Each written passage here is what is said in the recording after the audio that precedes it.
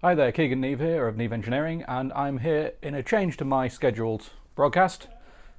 I'm the only one who knew about this, so it's not really a change to anyone else, but I'm here to talk to you about how not to water cool an EVGA Hadron Air. Last weekend I did quite an extensive mod on my tiny computer, and it works. Ish. So this is an absolutely tiny case. If you search for it, you'll find it. It's a Mini-ITX case designed for gaming PCs. It's got a 500 watt power supply on the bottom. It can take a Mini-ITX motherboard and up to a 26.7 centimeter long graphics card. Yes, sounds about right. Which the Nvidia 1080 max is, well, I think you can get a Mini-ITX version of it, which is only 17 centimeters, but the GPU water cooling blocks for those are generic and you've got to do all the rest of the faff, and I just can't be bothered with that noise. The benefit is that if you buy an EVGA water block for a Gigabyte 1080, all of them I think are the same, the cooler is actually as long as the PCB, which is 26.5 centimeters. So yeah, we went that route. Me. I made lots of rookie errors with this, and we'll do a bit more of a close-up and I'll give you a better look. So forgive the shaky cam, but it's the only way to get in tight and see this. So this case is tiny. It's about 33 by 30 centimeters, that's height by width, and about 16, 17 centimeters deep, something like that. It's very, very tight. Now, it has a few design constraints which I'd completely forgotten when I put this together. So as you can see, we've got the reservoir on the right.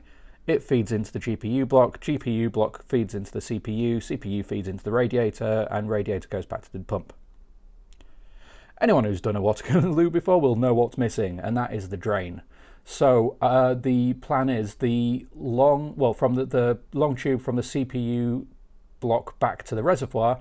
I've got a couple of quick disconnects on order, and I'll put one in there, and I'll have a pair of hoses which can come out and be used for filling and draining, and for cleaning, so I can actually dunk both ends into a pot and just circulate water through while it cleans. Distilled water, obviously, or proper cleaning stuff. So that was one screw up on my part, rookie error. Another one, which was a far major one, is that this case is designed to have two 120mm case fans in the top. So, and that's where the radiator is as well. So I'll go into more detail on how these come in and out for the whole thing, because I'm going to be rebuilding this in an upcoming video. But these fans, they fit. You can just see I had to make some extensive modifications to both the case, the fan, and to the plugs. I had to nibble bits off the end of the levers that you use to get the ATX power plug in and out. And these are actually mounted slightly inset into the radiator and mounted by magnets, which I'm quite happy with. That's one thing I think I did do right.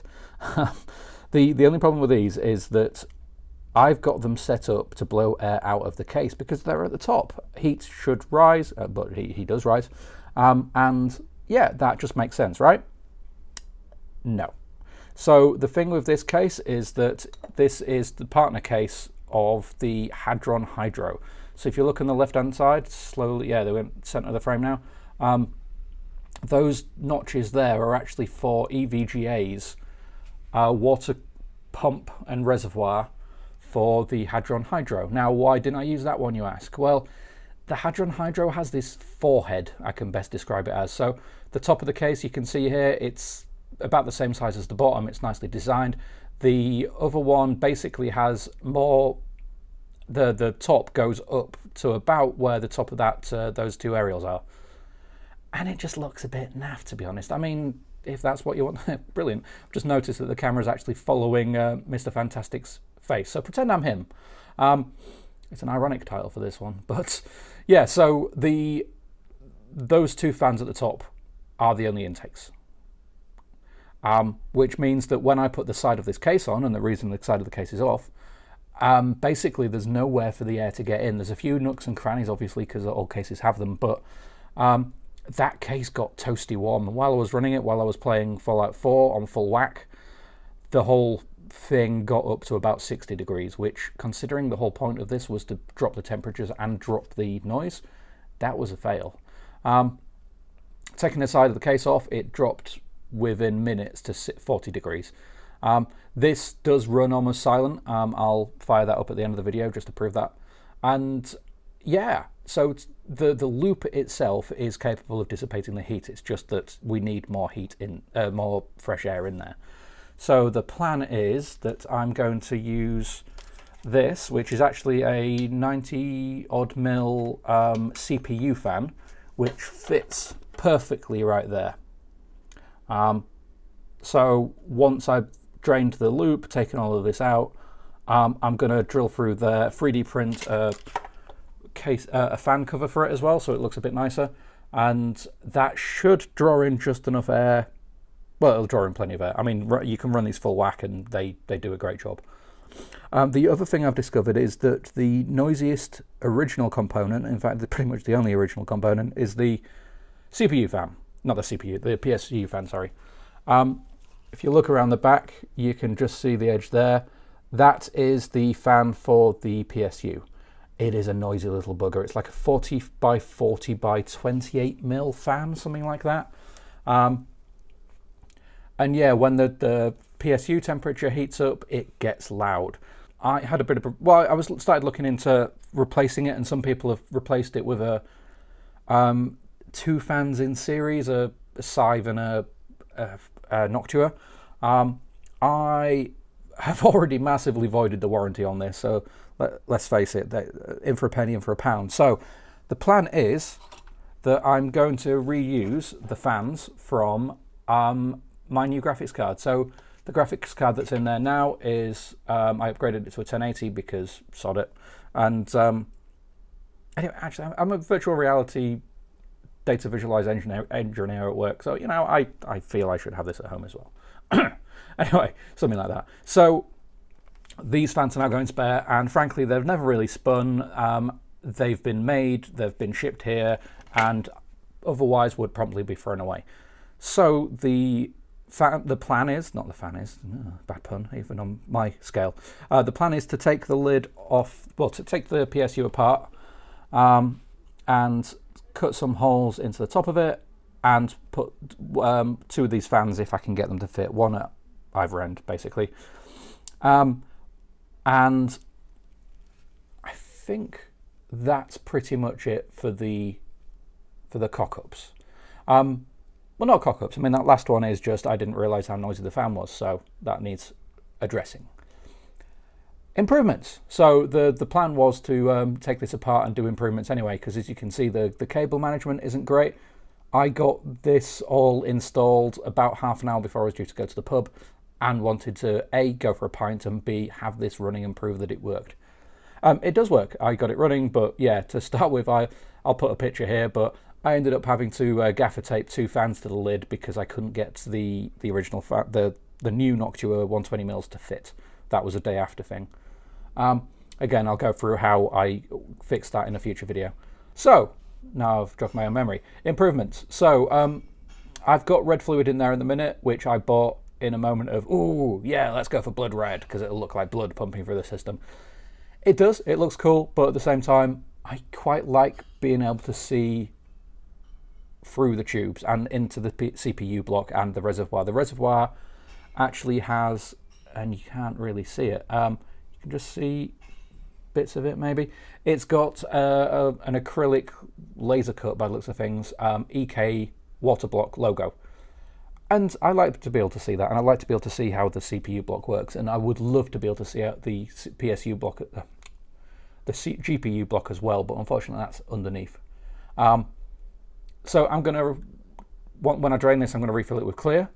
The other reasoning for that is that I want to put LEDs in here. Now I'm going to go RGB because, sod it, it gives you the most flexibility, but rather than just being for show, I want it to be useful.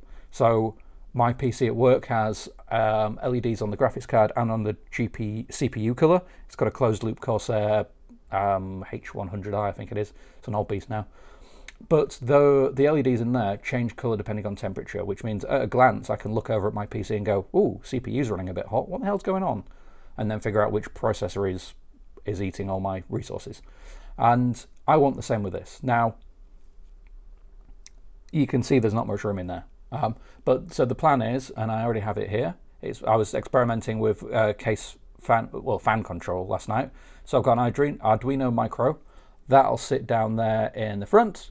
I'll make a little custom enclosure for it, and it will have a serial connection to the PC while it's running. I've already planned out a Windows service which will let me monitor the temperatures and send that data over the wire.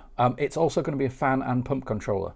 So the software that comes with it's the Corsair, not the Corsair, the Gigabyte software that lets me control the fans on the motherboard is mostly okay. It's just a bit clunky for my liking. And the motherboard only has 2 fan headers, CPU and system, because why would a small case like this need more than that? Which is, to be honest, entirely reasonable.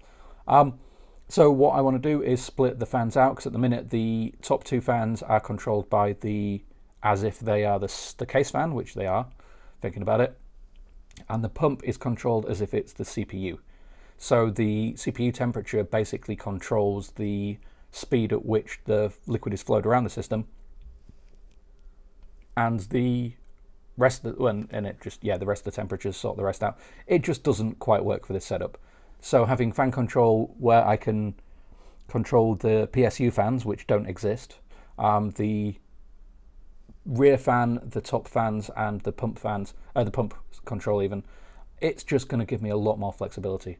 The other thing is that when this machine is running at idle and the case fans switch off, which they did to start with because they weren't properly calibrated, it ran at like 35 degrees Celsius, which was absolutely astonishing. So if it's sat idle doing nothing, then yeah, why not switch them off? Just keep the pump running, let the radiator's thermal mass just dissipate that heat, and yeah, crack on. And then once things speed up a bit and I start doing more intensive things, obviously they can kick in as and when needed. I want the flexibility to be able to do that sort of stuff, and I like the idea of playing with PID loops, so I can actually have some kind of closed feedback loop mechanism. So it goes, right, it's at this temperature, this fan needs to be this, and for example, it might be that to start with, the rear case fan that I'm going to install is going to be enough to push just enough air in if my CPU is running at 10%, for example. So it's just enough cool air coming in, and then being dragged out the top by the convection of the radiator. That might be enough. And only when it cranks up a bit more do we need to spin these things up higher. I've already started playing, like I said, with the Arduino Micro, and yeah, I had some quirks with that. So one thing I didn't realize about the fans I have in my system, I knew they were all PWM, and I thought, yay, PWM, pulse width modulation. It's a way of sending a pulse to a device that can vary its speed or control it in some manner. With LEDs, if you drive them by PWM, you can control the brightness, and that's something that is the Arduino can do a treat. I've used it all over the place for motor control before, so I thought, yay, I've got 6 fans, I think it is, in the pump, or 5 fans in the pump, whatever it is. Get an Arduino with 7 PWM headers like the Arduino Micro, job done. Case fans for PCs, due to specification by Intel in the early days, which it does make sense. They run the PWM at between 21 and 28-ish megahertz. The reasoning for this is that when it's running that high, it's well out of the range of human hearing. So if there's weird speeds of fans, you're less likely to hear them. Downshot of this is that most Arduinos don't run anywhere near that fast. So there are ways of hacking them to change the timers to run faster, so you can send out 25 megahertz signals, but then you can only control 2 fans per Arduino, and then so you'll need a bunch of Arduinos and so on and so forth, and it just, again, tiny case. I did look at buying a PWM shield, something like the Adafruit PWM shield, 16 channel server controller, but also basically does PWM. It can only go to 1.2 megahertz, so that even that wasn't an option. The thing with PWM fans though is if they don't have a signal, but they do have voltage, they will just run at 100%. This is in case your operating system crashes or there's something wrong with the BIOS and the PC is actually still running, but not able to generate those control signals. So the last thing you want in an unknown situation is the fans throttling down. It's why PCs, when you first switch them on, the fans fire up at full whack for the most part. What I'm going to do instead is run the fans using voltage. So if you have, again, I've done this for the Roomba when I was hacking that and trying to get that working. I've done that for the motor control, and basically you have a MOSFET which you can put a voltage into and it will put a voltage out. So you can control incredibly high voltage equipment using a 3 volt microcontroller, for example. And it's a very safe, very well-known way of doing this. So the plan is to have a bunch of MOSFETs, drive them each with a PWM signal, and just drive the fans using voltage. I'll still be able to get the pulse out from the fan so I can tell how fast they're going, which means I can essentially calibrate the fans, because I can set them all to a different PWM value, let them settle for a few seconds, get the pulse rates back to figure out how fast they're actually going, run them up to 100%, and then store that in the EEPROM on the Arduino. So I can say run the fan. If I say I want to run the fan at 0% and the fan switches off when the voltage will get to 30% of the PWM output, it'll stop. But it's irrelevant. I'm going into too much detail. But yeah, so that's the plan for that. So I'll be able to use the Arduino Micro to control the NeoPixels, or well, the WS2813s, I think, the ones I did for my hat. I'll be able to control the LEDs, I'll be able to control the fans, I'll be able to use a serial connection to get telemetry data from the computer and to feed telemetry data back, because I want to have a fancy user interface, because of course I do. Why the hell wouldn't I? And yeah, so that'll do the trick there, and be tiny. It'll fit in the micro by name, micro by nature. It'll sit quite happily in the bottom of the case. So that's, I'm not sure which bit I'm going to do next, but that will be the shape of future videos. Now I've got a bunch of footage from when I was building this. Mostly it's just my thought processes, so it's not me showing you how to do the thing, other than in certain cases. But because of how much I cocked this up, I didn't really want to put that video out there. I didn't want anyone taking my advice and then going, Keegan, why the hell didn't this work? It's like, well, all of these reasons, but you should have watched the second video. That's just not cool. So I'm going to go through in greater detail when I do each of those parts. So the next bit will almost certainly be sorting the loop out and adding that quick release so I can drain it and put the new fluid in. For one thing, there's a very slight kink right here in the radiator to pump loop, so that goes from the radiator into the reservoir. When I take the case side on and off, which I have to do at the minute to keep my cat out of my computer and to let cold air in when I'm actually using it, it's wobbling that tube slightly, which makes me nervous, and the kink will be reducing flow rate as well. So yeah, I want to fix that. And oh yeah, that's something I haven't ordered yet, but need to. Note to self, Keegan. I need to get a 90-degree fitting there, which will then just go straight up, so I can have a much shorter and a much straighter piece of tube there. It'll all sit a lot happier. So the drain of the loop will be the next video, along with the basics of the fan control and all the rest of it. I'm just going to tinker, and whatever happens next, happens next. So that's this video. That's the state of Colossus. That's in many ways not to Watercool an EVGA Hadron Air, but in the upcoming videos I'll show you many ways to Watercool a Hadron Air, because it does work. It works a treat. It's a tight fit.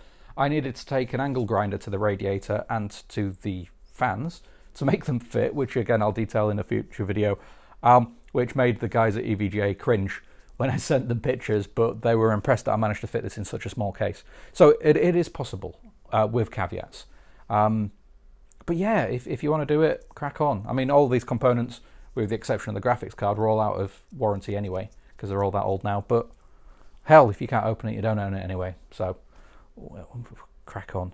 But yeah, that'll be future videos. And any questions, pop them in the comments. Until then, I'll see you in the next one. Bye for now.